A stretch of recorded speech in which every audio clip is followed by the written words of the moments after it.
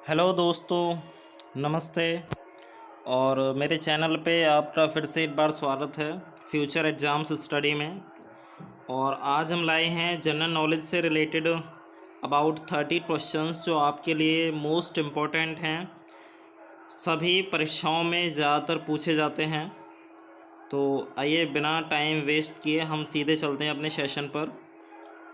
तो ये है पहला प्रश्न। पृथ्वी का एकमात्र प्राकृतिक उपग्रह है। तो आप सभी ने पढ़ा ही है कि हमारा जो हमारी अर्थ है, पृथ्वी है, उसका जो हमारा सैटेलाइट है, नेचुरल सैटेलाइट, वो है चंद्रमा यानी मून। उसके बाद में गांधी फिल्म में गांधी की भूमिका किसने निभाई? तो इसका आंसर है हमारा बेन किंग्सले। उसके बाद में प्रश्न है शिक्षक दिवस कब मनाया जाता है? तो आप सभी जानते होंगे 5 सितंबर को हमारा जो शिक्षक दिवस है मनाया जाता है। और सर्वपल्ली राधाकृष्णन जी के जन्म दिवस पर ये मनाया जाता है। जापान पर परमाणु बम कब गिराया गया था? तो ये गिराया था 1945 में। अमेरिका ने जापान के जो हिरोशिमा और नागासाकी शहर थे उन पे परमाणु बम गिराया था, जिससे आज भी वहाँ पर जो बच्चे जन्म लेते हैं वो जन्म से अपाहिज होते हैं, उनके शरीर में जो है कुछ ना कुछ प्रॉब्लम आती है। उसके बाद में प्रश्न है भाखड़ा नारल बांध किस नदी पर है?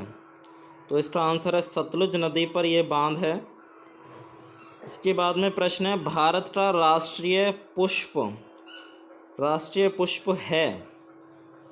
तो आप सभी जानते हैं जो राष्ट्रीय पुष्प हमारा वो है कमल यानी लोटस। इसके बाद में प्रश्न है धनराज पिल्ले किस खेल से संबंधित हैं? तो इसका आंसर है हॉकी। संयुक्त राष्ट्र संघ यूएनओ की सुरक्षा परिषद में कितने स्थायी सदस्य हैं? तो इसमें स्थायी सदस्य जो होते हैं वो 5 होते हैं। कौन सा सिंधु सभ्यता का स्थान अब पाकिस्तान में है? तो यह हमारा हड़प्पा। ये सिंधु सभ्यता के यहाँ पे अवशेष मिले थे। आपने ज़रूर छोटी क्लास में किसी में ज़रूर पढ़ा होगा ये कि हड़प्पा में, मोहनजोदड़ो में सिंधु सभ्यता के अवशेष मिले थे। यदि आपको सेशन पसंद आ रहा हो तो हमारे चैनल को सब्सक्राइब कीजिए और अपने ज़्यादा से ज़्यादा दोस्तों तक शेयर कीजिए ताकि सभी तक ये जो नॉलेज है पहुँचे। इसके बाद में हमारा जो प्रश्न है वो है भूदान आंदोलन किसने शुरू किया था? तो ये शुरू किया था विनोबा भावे जी ने।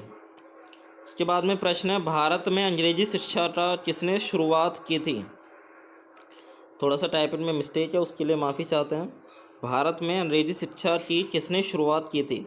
तो इसका आंसर है लॉर्ड मैकाले। इसके बाद में प्रश्न है फ्लाइंग सिख के नाम से किसे जाना जाता है? तो इसका आंसर है मिल्खा सिंह। अभी जल्दी में ही इनका निधन हुआ है और इन्हें फ्लाइंग सिख के नाम से जाना जाता है।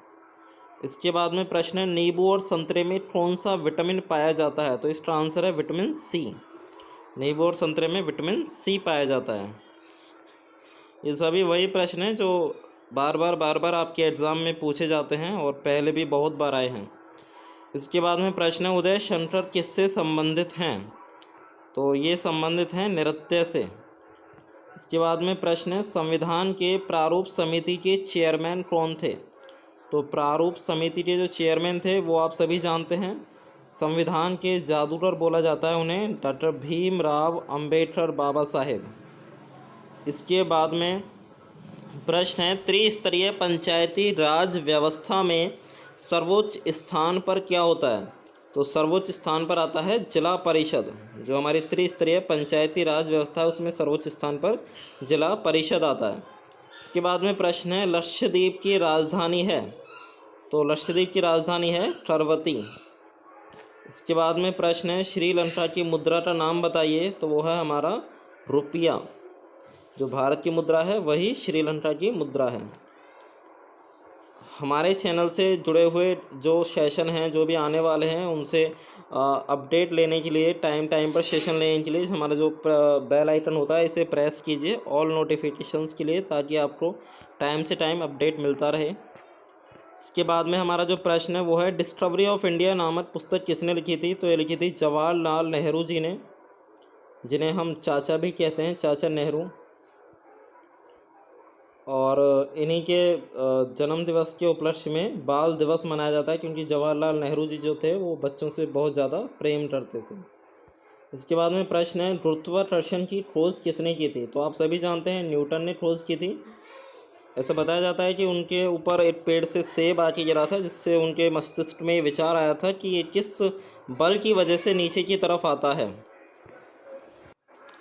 इसके बाद में हमारा जो प्रश्न है वो है, नोबेल पुरस्कार प्राप्त करने वाला प्रथम भारतीय कौन है? तो सर्वप्रथम जो नोबेल पुरस्कार मिला था वो मिला था रविंद्रनाथ टैगोर जी को। इसके बाद में यदि आप हमारे चैनल पे, हमारी वीडियोस पे, हमारे सेशन से जुड़ा हुआ कोई सजेशन सुझाव देना चाहते हैं तो उसके लिए आप हमें कमेंट बॉक्स में बता सकते हैं। इसके बाद में प्रश्न है, द्रोणाचार्य पुरस्कार किससे संबंधित है? तो श्रेष्ठ गुरु या प्रशिक्षक से संबंधित है द्रोणाचार्य पुरस्कार। द्रोणाचार्य जी का आपने नाम सुना होगा, महाभारत के एक अत्यंत ही महत्वपूर्ण किरदार थे वो। खजुराहो स्थित है, मध्य प्रदेश में खजुराहो स्थित है। इसके बाद में प्रश्न है, राष्ट्रीय रक्षा अकादमी स्थित है? तो नेशनल डिफेंस एकेडमी जो स्थित है वो है देहरादून में। इसके बाद में प्रश्न है, रामकृष्ण मिशन की स्थापना किसने की थी? तो रामकृष्ण मिशन की स्थापना की थी स्वामी विवेकानंद जी ने। इसके बाद में प्रश्न है, भारतीय मानक समय आधारित है 82 डिग्री 30 मिनट पूर्व देशांतर पर। कौन सा राज्य भारत के सबसे पूर्वी भाग पर स्थित है? तो सबसे जो पूर्व में है वो है अरुणाचल प्रदेश। जो हमारा भारत है, भारत के सबसे पूर्वी छोर पर जो राज्य है वो है अरुणाचल प्रदेश। इसके बाद में प्रश्न है, कौन सा देश नाथुला दर्रा के पार है? इसका आंसर है चीन। कौन सा देश नाथुला दर्रा के पास है? ये पास है यहाँ पे चीन। तो ये आपके कुछ क्वेश्चंस थे जनरल नॉलेज से, जनरल स्टडीज़ से रिलेटेड, जो आपके एग्ज़ाम में बार बार आते रहते हैं। और आपको ये सेशन पसंद आया, नहीं आया, कैसा लगा, कोई मिस्टेक है, नहीं है, जो भी आपका सुझाव है वो सब आप हमें कमेंट बॉक्स में बताना, और इसे ज़्यादा से ज़्यादा शेयर कीजिए। अभी थोड़ा सा शुरुआत है, और आपका जो फीडबैक रहेगा उससे हमें मोटिवेशन मिलता रहेगा, जिससे हम आपके लिए और भी अच्छा कंटेंट लाते रहेंगे। और ये जो क्वेश्चंस हैं ये आपको सीटेट या टेट एग्ज़ाम में भी हेल्प मिलने वाली है इनसे, क्योंकि वहाँ पे जो आपका एसएसटी वाला पोर्शन आता है, जूनियर लेवल में जो एसएसटी वाला पोर्शन आता है, वहाँ पे इससे रिलेटेड क्वेश्चंस आपको देखने को मिल जाते हैं। तो ये जो आपका वीडियो है ये सीटेट के लिए, यूपी टेट, रीट के लिए भी, और ऑल अदर एग्ज़ाम्स के लिए भी उतना ही इम्पोर्टेंट है। तो thank you for watching this session. जय हिंद।